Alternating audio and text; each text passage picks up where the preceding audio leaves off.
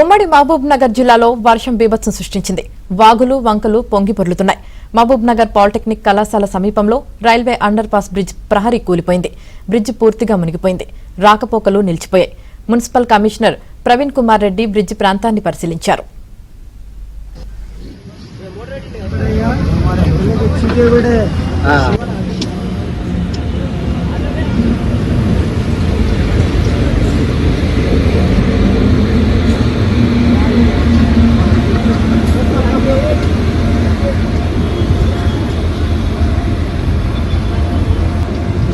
నిన్న మధ్యాహ్నమే ముందు చూపుగా మా అడిషనల్ కలెక్టర్ గారు నిన్న మధ్యాహ్నమే ఆ చెరువునంతా పరిశీలించి ఇది మొత్తం ఇప్పేయండి, ఇక్కడ రాత్రికి ఇక్కడ ఉండాలి, మీరు ఖచ్చితంగా అవసరం పడుతుందని మరి ముందు చూపుగానే చెప్పిండు.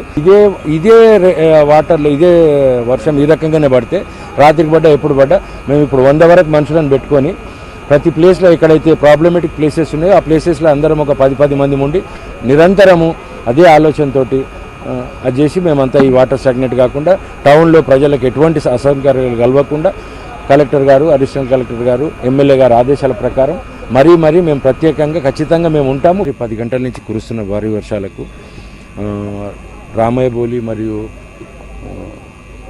గోల్ మసీదు ఏరియాలు కొంత జలమయమైనవి, కానీ ప్రజలకు ఎటువంటి ఇబ్బందులు కాలేదు.